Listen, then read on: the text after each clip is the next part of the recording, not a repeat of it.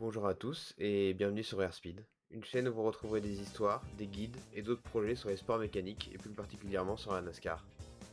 Sur ce, je vous laisse avec ce guide qui j'espère éclairera votre lanterne du mieux que possible. Bonne vidéo! It's taking on a life of its cereal, milk and cereal, cereal and milk, cereal and milk. Depuis 1948, la NASCAR sévit à travers les États-Unis et dispose d'une longue histoire parsemée de pilotes légendaires, de controverses et de courses mémorables. Cependant, la NASCAR se démarque d'autres sports mécaniques comme la F1 et le wake, par exemple. Par ses règles spécifiques et d'autres traditions n'existant seulement que dans ce sport, et puisque la saison reprend officiellement dans une semaine, je vous propose un guide rapide pour découvrir tout ce que vous ne connaissez pas à propos de ce sport de contact à 300 km/h. Très sincèrement, je pense ne rien vous apprendre en vous disant que la course se termine quand le leader de la dite course passe sous le drapeau à damier. Mais puisque nous sommes face à un sport américain, ce n'est pas aussi simple, car oui, et cela peut sembler bizarre pour un Européen, mais une course est composée de 3 sprints, appelés segments, ou stage en anglais. À chaque fin de segment, un drapeau à damier vert et blanc est agité et le top 10 à ce moment précis reçoit des points. 10 pour le vainqueur, 9 pour le second, 8 pour le troisième, etc. jusqu'à 1 point pour le 10e. A noter qu'à partir de cette saison, le meilleur tour en course sera récompensé d'1 point. Oui, comme en Formule 1, enfin, plus comme en F1, mais vous m'avez compris. En parlant des drapeaux, je me dois de vous préciser que les drapeaux bleus n'existent pas en NASCAR. Enfin, du moins, ce sont juste des suggestions.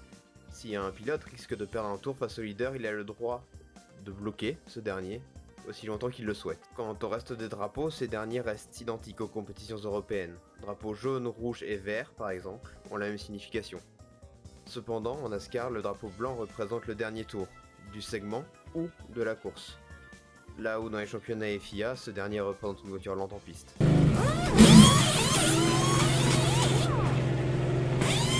Depuis 2022, les écuries utilisent des châssis et des pièces uniques, comme en IndyCar.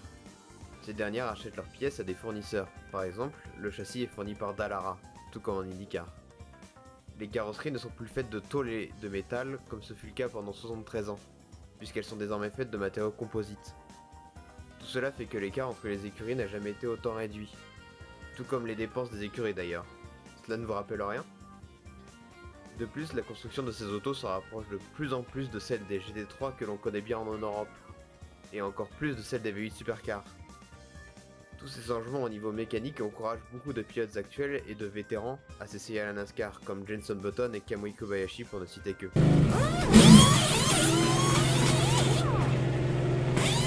La saison est découpée en 2 sections distinctes. Vous avez la saison dite régulière de 26 courses, puis les playoffs, ou phase finale dans la langue de Molière, qui s'étendent sur les 10 dernières courses. D'ailleurs, pour vous qualifier pour ces derniers, vous devez soit gagner des 26 premières courses, soit être suffisamment régulier pour vous maintenir dans le top 16, qui se battra pour le titre de champion. Vous trouvez ça compliqué ? Vous n'avez rien vu puisque les playoffs sont découpés en 3 rounds de 3 courses, où à chaque fin de cycle, 4 pilotes se voient éliminés de la course au titre. Le tout se décide début novembre sur une seule course entre 4 pilotes. Le champion étant celui des 4, terminant le plus haut classé à la fin de la course. Depuis 1949, Chevrolet et Ford ont toujours été présents. Et malgré la présence d'une multitude de constructeurs au travers des décennies comme Dodge, Pontiac ou Buick, c'est Toyota qui complète le trio des constructeurs et cela depuis 2008. Chaque écurie est libre de choisir son constructeur, du moins pour les écuries arrivantes. D'autres sont littéralement des équipes usines ou des top teams, pour utiliser un terme plus commun en Europe. Pardon the expression, but it's what we call the suck.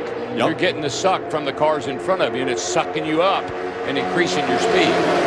Si jamais vous veniez à regarder une course, vous pourriez être surpris par quelques expressions qui pourraient vous empêcher de tout comprendre. Voici donc quelques définitions pour vous. On commence fort, puisque le terme bump vient du mot bumper, ou pare-choc en anglais. Mais ça, je pense que vous le savez. Et souvent, on utilise ce terme quand un pilote donne un coup de pare-choc au pilote devant lui.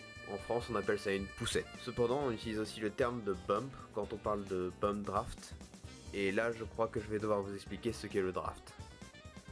Alors, pour faire simple, le draft, c'est l'aspiration. Là, comme ça, on dirait que c'est facile. Mais il y a 2 variantes au draft. Il y a le bump draft et le side draft. Le premier ne se présente que sur les super speedway. You don't have to hit them really. If you're just right there tucked underneath it, the way the draft works, that just makes the 2 cars go faster. Cars running real hot.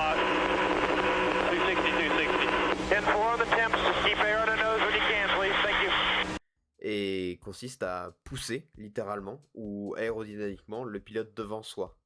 Dans le second cas, il faut savoir qu'un coussin d'air se forme entre deux voitures et peut donc permettre le bump draft. La seconde variante, le side draft, consiste à se rapprocher le plus possible de son adversaire afin de perturber le flux d'air qui s'écoule sur le côté de la voiture. Cela aura pour effet de légèrement le ralentir.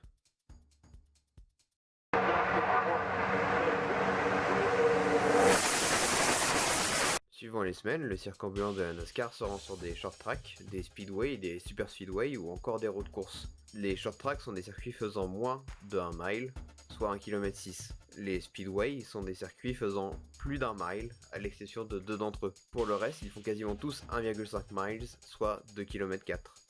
Ils sont majoritaires sur le calendrier. Les super speedways, quant à eux, font minimum 2 miles. Et je suis certain que vous avez déjà vu quelques images impressionnantes venant de ces tracés. Et pour finir, les road courses, qui sont tout simplement les circuits que l'on connaît en Europe, où l'on tourne à gauche et à droite. Et voilà tout ce que je pouvais dire, pour l'instant en tout cas, sur la NASCAR. J'espère que cette vidéo vous aura donné envie de suivre ce sport magnifique que je suis désormais depuis 12 ans. Et j'espère vous retrouver pour une prochaine vidéo. A bientôt!